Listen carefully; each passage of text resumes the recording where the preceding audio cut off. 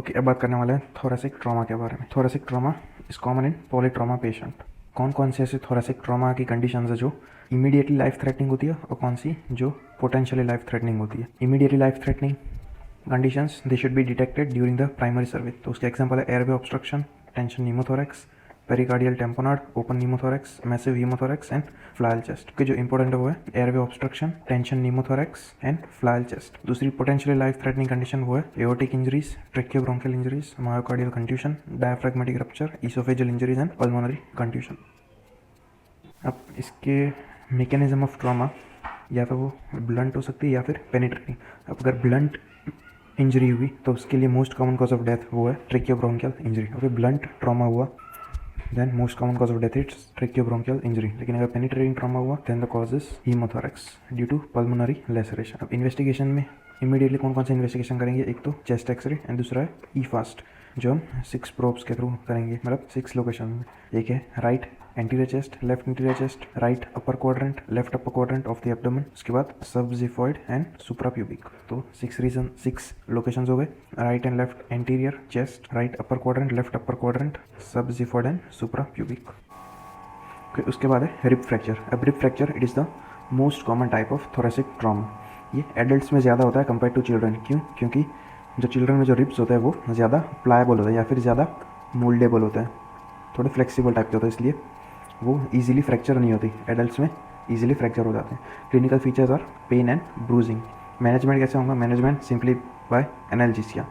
Okay, there is no need for any strapping. अगर strapping किया तो फिर इंस्पिरेशन में प्रॉब्लम आएगी, एडेलेक्टेसिस हो सकता है, निमोनिया हो सकता है and it can cause more pen. फिर अगर जब हम CPR देते हैं कोई भी पेशेंट को तब भी रिब फ्रैक्चर हो सकता है। उसमें most common ribs to fracture are third to fifth rib, मतलब third, fourth and fifth rib are most likely to fracture during CPR। अगर फर्स्ट रिब फ्रैक्चर हुई which is very unlikely, it can be due to high velocity impact and if it occurs it can cause injury to 3 major structures which is subclavian vessels, brachial plexus and apex of the lung. ये 3 structures injured हो सकते हैं during first rib fracture. अगर floating ribs का fracture हुआ which are 10, 12 and 11, 10, 11, 12 ribs, अगर वो right side में इंजरी हुई then it can cause liver injury. अगर लेफ्ट साइड में हुई then it can cause splenic injury. ये फ्लोटिंग रिब्स, याद रखना, there is no need for any strapping. उसके बाद देखते हैं फ्लायल चेस्ट। फ्लायल चेस्ट होता क्या है? It is nothing but fracture of 2 or more consecutive ribs at 2 or more places। Okay, ध्यान से देखना, fracture of 2 or more consecutive ribs at 2 or more places। मतलब इसका एग्जांपल दिखाता हूँ। अब ये जो मैंने दिखाया है ये एक पेशेंट है और ये दूसरा पेशेंट है। जो पेशेंट ए है इसमें जो पहली कोई भी रिब है, ऊपर वाली रिब, इसमें 3 जगह पे फ्रैक्चर है, लेकिन उसके नीचे वाली रिब में सिर्फ एक ही जगह पे फ्रैक्चर है। तो एक रिब में 3 फ्रैक्चर तो है, लेकिन कंसेक्यूटिव रिब में 2 या 2 से ज़्यादा फ्रैक्चर नहीं है। जबकि दूसरे वाले बी पेशेंट में एक में 3 फ्रैक्चर है, दूसरे में 2 फ्रैक्चर है। तो यहाँ पे there are 2 or more consecutive ribs, fracture of 2 or more consecutive ribs at 2 or more places। ये consecutive ribs भी हो गए और मोर देन 2 फ्रैक्चर्स भी हो गए। तो ये है फ्लायल चेस्ट। अभी ये एक सेगमेंट बना, ये दूसरा सेगमेंट, तो इसको कहते हैं हम फ्लायल सेगमेंट। तो ये case of multiple rib fracture, जबकि ये वाला केस है of flail chest. Flail chest होता किसकी वजह से? Obviously due to road traffic accidents, any trauma, it can be blunt trauma और penetrating trauma, gunshot injuries, any congenital condition like osteogenesis imperfecta. ये सारे इसके कॉज हो गए। क्लिनिकल फीचर्स क्या होंगे इसके? Clinical features most important is pain. Okay, pain, फिर दूसरा रेस्पिरेटरी डिफिकल्टीज, और एक बहुत इंपॉर्टेंट वो है पैराडॉक्सिकल चेस्ट मूवमेंट। ओके, अब ये पैराडॉक्सिकल चेस्ट मूवमेंट वो होती क्या है? तो नॉर्मली हम जब इनहेल करते हैं तब हमारी रिब केज होती है वो बाहर की तरफ मूव होती है, और जब एक्सेल करते हैं तब हमारी रिब केज अंदर की तरफ मूव करती है। ये होता है नॉर्मली। लेकिन फ्लायल चेस्ट की कंडीशन में क्या होता है? जब हम इनहेल करते हैं तब जो फ्लायल सेगमेंट होता है वो अंदर की तरफ मूव होता है, और जब एक्सेल करते हैं तब वो बाहर की तरफ मूव होता है। ये होता है ड्यूरिंग फ्लायल चेस्ट। तो यहाँ पे देख सकते हो ये फ्लायल चेस्ट। जब इनहेलेशन कर रहे होते हैं तब पूरा रिबकेज बाहर की तरफ मूव होता है, लेकिन जो फ्लायल सेगमेंट होता है वो अंदर की तरफ मूव होता है। और जब एक्सेलेशन कर रहे होते हैं तब पूरा चेस्ट में होता है वो अंदर की तरफ मूव होता है, जबकि फ्लायल सेगमेंट वो बाहर की तरफ मूव हो रहा है। तो यह है पैराडॉक्सिकल चेस्ट मूवमेंट। दूसरे clinical features shortness of breath, फिर पैराडॉक्सिकल मूवमेंट जो बताई, फिर ब्रूजिंग या स्वेलिंग हमें दिखेगी ओवर द फ्लायल सेगमेंट, उससे हम कॉज भी पता कर सकते हैं। फिर क्रेपिटस सुनाई देगा, जो फ्रैक्चर्ड रिब के जो पार्ट्स होते हैं वो एक दूसरे के बीच में टकराएंगे, उसके जैसे फ्रिक्शन की वजह से हमें साउंड सुनाई देगा विच इज क्रेपिटस। फिर टैकीकार्डिया, हाइपोटेंशन, हाइपोवेंटिलेशन, हाइपोक्सीमिया, ये सारी चीजें होंगी due to reduce gaseous exchange. दूसरी कंडीशन एसिडोसिस भी डेवलप हो सकता है ड्यू टू CO2 रिटेंशन। तो ये सारे क्लिनिकल फीचर्स हो गए, टैकीकार्डिया, हाइपोटेंशन, हाइपोवेंटिलेशन, हाइपोक्सीमिया, ये थे clinical features.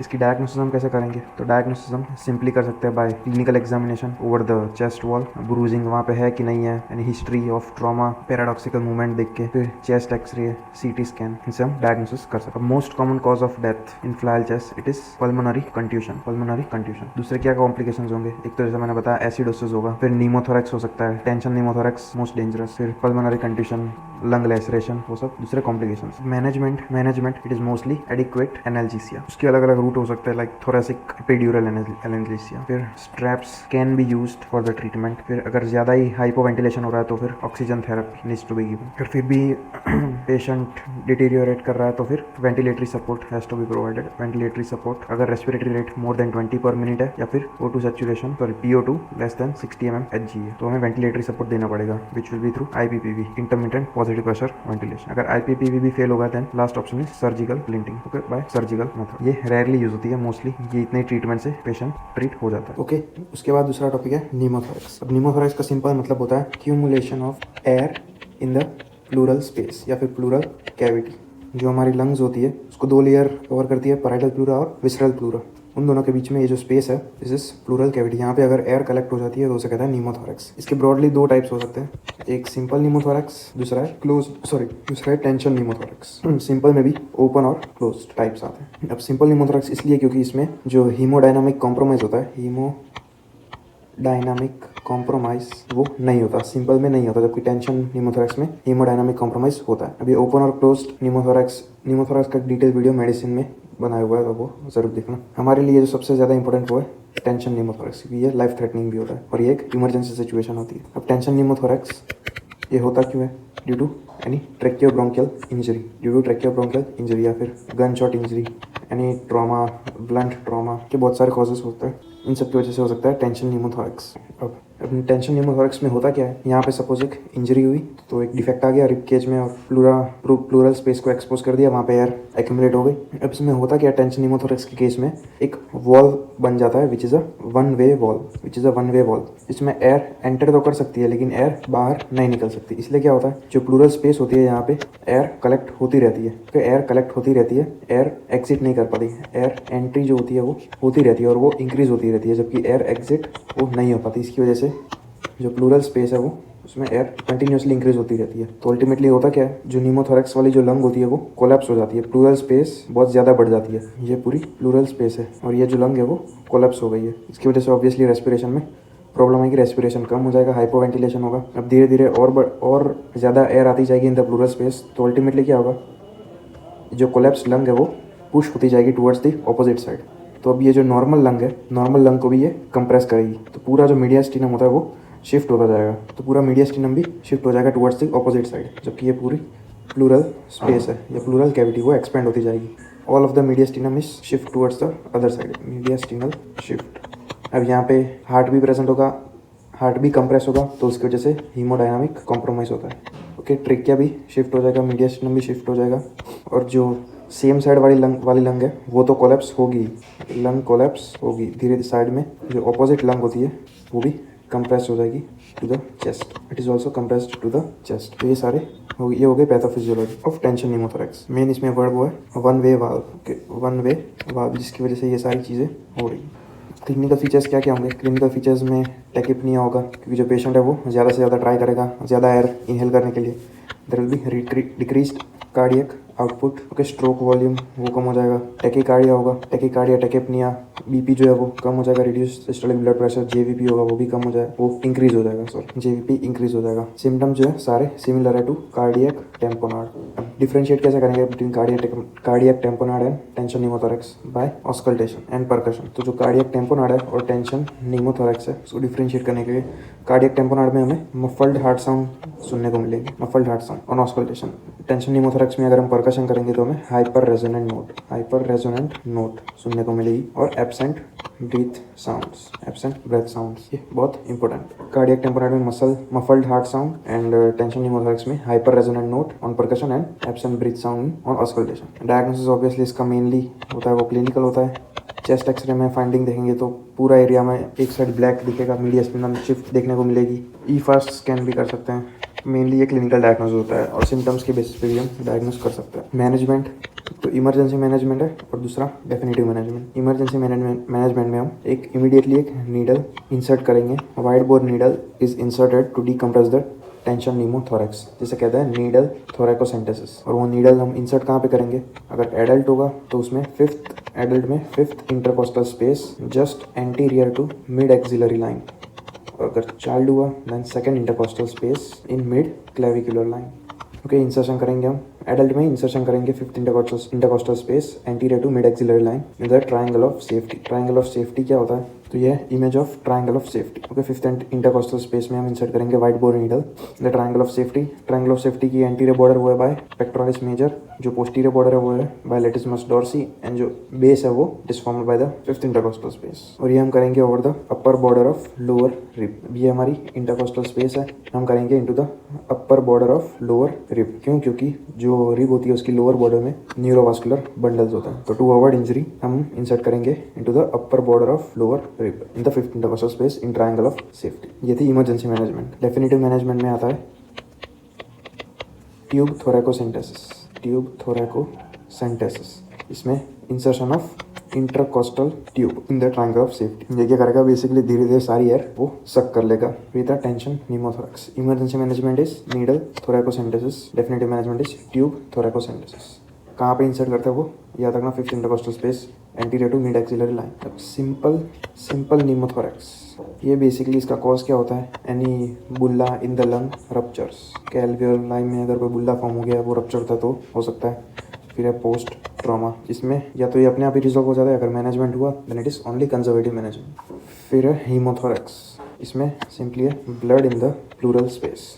Source of blood it is intercostal vessels. Clinical features is reduce in the systolic blood pressure and tachycardia. Diagnosis की बात करें तो it can be done by chest x-ray, जहाँ पे हमें air fluid level देखने को मिलेंगे। क्लिनिकली भी कर सकते हैं, क्लिनिकली बाय परकशन, जिसमें हमें डल नोट सुनने को मिलेगी। डल नोट जहाँ पे ब्लड एक्यूमुलेट हुआ वहाँ पे। और रिड्यूस और absent breath sounds. Management in again insertion of intercostal tube in triangle of safety. कोई केसेस में emergency thoracotomy it is carried out. इसकी इंडिकेशंस है, अगर more than 1 to 1.5 litre blood accumulate हुआ है तो, अगर कार्डियक टेम्पोनाड है या फिर ट्रेकियोब्रोंकियल इंजरी हुई है, ईसोफेजियल और एओर्टिक इंजरी हुई है। इन शॉर्ट जहाँ पे हैवी ब्लड लॉस हुआ है वहाँ पे इमरजेंसी थोरैकोटोमी करेंगे।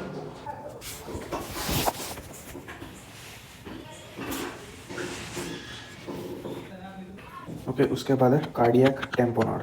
कार्डियक टेम्पोनाड का सिंपल मतलब होता है accumulation of blood in pericardial space. Approx कितना ब्लड? तो 60 to 75 ml of blood. It can इधर बी ड्यू टू ब्लंट और पेनिट्रेटिंग ट्रॉमा। क्लिनिकल फीचर्स इसमें एक ट्रायड देखने को मिलता है which is known as Beck's triad, जिसके कंपोनेंट्स है एक हाइपोटेंशन, दूसरा इंक्रीज्ड जेवीपी या फिर distended neck veins. Increase JVP इसलिए क्योंकि हार्ट ठीक से पंप नहीं हो पाता, इसलिए जो ब्लड होता है राइट एट्रियम में वो वापस पुश होता है ऊपर की तरफ इनटू द वीनस सिस्टम, इसलिए इंक्रीज जेवीपी और डिस्टेंडेड नेक वेन्स। फिर हो गया hypotension, last muffled heart sound. तो ये ट्रायड देखने को मिलता है which is known as Beck's triad. Hypotension, increase JVP and muffled heart sound. Diagnosis is mostly clinical. Okay, there will be any history of trauma होगी, फिर blood pressure fall होगा, JVP हमें डिस्टेंडेड नेक वेन्स देखने को मिलेगी। इसका एक differential diagnosis जो पहले बताया था वो था टेंशन न्यूमोथोरैक्स। के डायग्नोसिस में हम ई-फास्ट भी यूज़ कर सकते हैं to know any accumulation of blood in the pericardial space. Management similar to tension pneumothorax. इस एमरजेंसी जिसमें हम करेंगे नीडल पेरिकार्डियोसेंटेसिस, जिसमें हम नीडल इंसर्ट करते हैं अंडर ईसीजी और echo guided insertion of needle in the subxiphoid space at 45 degree angle to the skin, which is directed towards the left shoulder tip. Okay, एक बार हम सबजिफॉइड स्पेस में आ जाएंगे तब हम क्या करेंगे? एस्पिरेट करेंगे ब्लड को। थोड़ा सा भी ब्लड अगर एस्पिरेट हुआ लाइक 5 to 10 ml, तब भी हमें हीमोडायनामिक प्रोफाइल जो होगी उसमें इंप्रूवमेंट देखने को मिलेगा। तो इमरजेंसी ट्रीटमेंट है नीडल पेरिकार्डियोसेंटेसिस। याद रखना, insertion of needle under the guidance of ECG और echo in the subxiphoid space, 45 degree angle to the skin, directed towards the left shoulder tip. वहाँ स्पेस में पहुँचने के बाद हम एस्पिरेट करेंगे ब्लड को। डेफिनेटिव मैनेजमेंट वो है इमरजेंसी थोरैकोटोमी, जिसमें हम टीयर या जो इंजरी हुई है जिस पार्ट में जहाँ से ब्लड लीक हो रहा है उसको रिपेयर करेंगे और फिर पेरिकार्डियल ड्रेन रख देंगे वहाँ पे। फिर उसके बाद लास्ट टॉपिक है थोरेसिक ट्रॉमा का, वो है chest tube. Chest tube is inserted in the triangle of safety. Triangle of safety की बाउंड्रीज मैंने पहले बताई थी। Anteriorly by pectoralis major, posteriorly by latissimus dorsi, apex is towards the axilla, base is found by the fifth intercostal space. जब हम chest tube insert करेंगे तो हमें ट्यूब इंसर्ट कहाँ पे करनी है, into the lower border of into the upper border of lower rib, to prevent injury to the neurovascular bundles of the upper rib. अब स्ट्रक्चर कौन कौन से पियर्स होंगे, skin, superficial fascia, deep fascia, serratus anterior, 3 layers of intercostal muscle, endothoracic fascia and parietal pleura. फिर हम enter कर जाएंगे into the pleural space, जहाँ पे चेस्ट ट्यूब हम प्लेस करेंगे। Chest tubes are always connected to an underwater seal bag to prevent air from re-entering. तो ये underwater seal bag, यहाँ से chest tube हम कनेक्ट करेंगे underwater seal bag में, यूँ क्योंकि यहाँ से एयर वापस री-एंटर ना कर जाए into the space। तो ये प्रोसीजर दिखाई हुई है insertion of chest drain. Skin penetrate करेंगे, फिर ब्लंट डिसेक्शन करेंगे, फिर जो ट्रोकर होता है वो इंसर्ट करेंगे, उसके थ्रू नीडल इंसर्ट करके ट्रोकर को रिमूव कर देंगे, फिर सूजर कर देंगे वो पार्ट को, और फिर अंडर वाटर सील के साथ कनेक्ट कर देंगे। Functioning of chest tube is assessed by the movement of column of the fluid in the water seal bag. इसकी पोजीशन वो हम कैसे ट्रैक करेंगे, बाय टेकिंग चेस्ट एक्सरे। तो ये जो देख रहे हो ये चेस्ट ट्यूब इंसर्शन हुई है, यहाँ पे क्लियरली विजिबल है chest tube insertion. Chest tube हम रिमूव कब करेंगे, जब when the lungs has expanded, breath sounds सुनाई दे रहे हैं हमको, और जो आउटपुट है वो लेस देन 100 ml हो गया इन 24 hours। Chest tube is removed at the peak of inspiration when the patient is holding his or her breath. Okay, during the peak of inspiration when patient is holding his breath। तो ये था पूरा थोड़ा